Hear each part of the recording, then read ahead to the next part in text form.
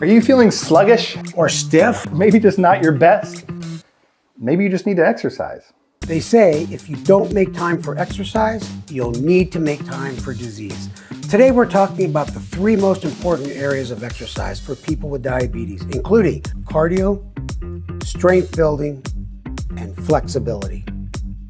So in addition to just making you feel better, exercise can help keep your blood sugars in check, reduce diabetes-related complications, improve your blood pressure and cholesterol, help you sleep better, and the list goes on and on. I'm Dr. Jeremy Pettus. And I'm Dr. Steve Edelman. And we are taking control of your diabetes.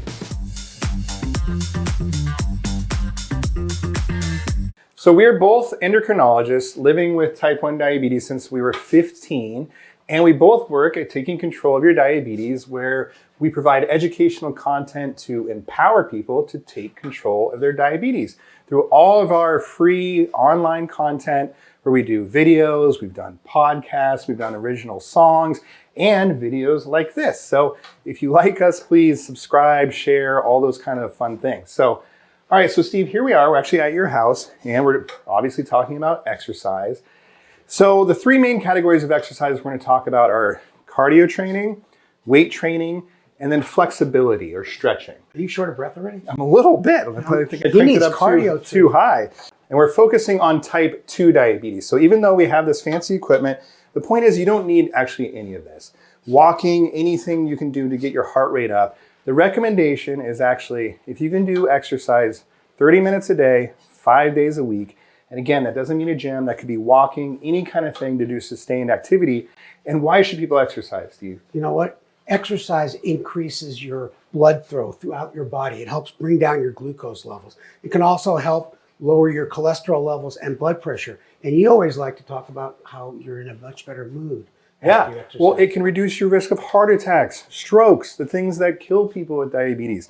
People sleep better, they have less pain. You can obviously lose weight. So there's a lot of advantages, and we're just here to try to motivate people to get into it. Hey, Jeremy, when we say cardio, what specifically do we mean? Well, anything to get your heart rate up and sustained. So that could be walking, that could be running, it could be riding a stationary bike, a real bike. It could be playing a sport you like, basketball, soccer, anything like that, even dancing. The point is moving your body for at least 30 minutes to get your heart rate up. All right, so next we're going to talk about strength training. And it's important we talk about this. Sometimes people can think, oh, this is just for bulking up or working on your glamour muscles or kind of walking down the beach, whatever it is. No, the more muscle you have, the more calories you burn, the more fit kind of tone you are, the less prone you are to accidents, all these kinds of things. So it's important to maintain our muscle mass because we all lose it after we age, especially after the age of 50. So you don't have to worry about it. Not yet, but you certainly do, Steve. So I'm glad to see you here.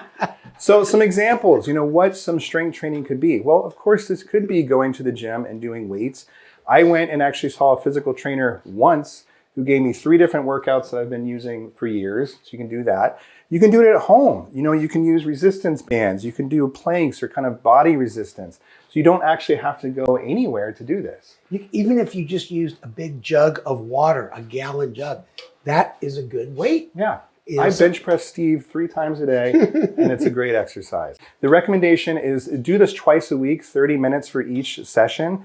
So you could alternate. Maybe you do some strength stuff one day, some cardio the other day, and all of a sudden you got a good program.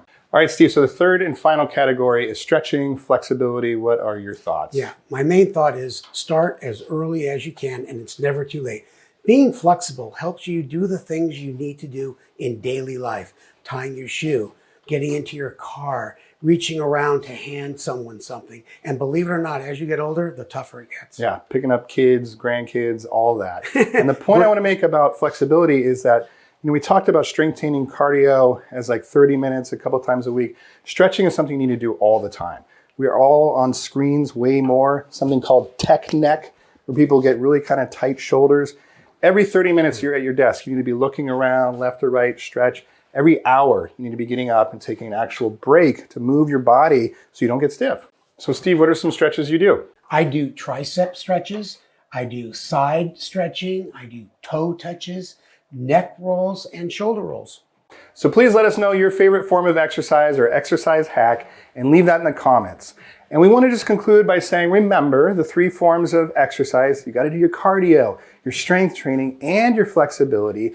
Recommendation is at least 30 minutes a day, 5 days a week. Try to work it into your routine, because not only will it benefit you down the road, less heart attacks, strokes, but right now, better sleep, less pain, all those things. So please get out there, start exercising.